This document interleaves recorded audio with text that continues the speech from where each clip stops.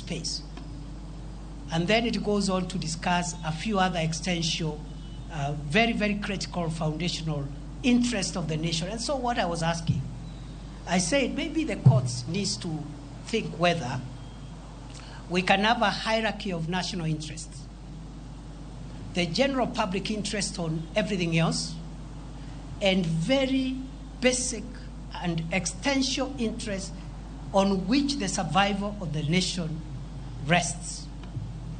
Because, for example, when we have had, for example, challenges in allowing the people of Kenya to exercise their rights, which are protected in the Constitution, we have seen, for example, that that right, for example, need also to be balanced in the need to protect the country and constitutional institutions. Because we saw an attempt to violate the Chief Justice's chambers by people who are expressing their rights, which is correct. But you see, if you destroy the emblems that makes the state to exist,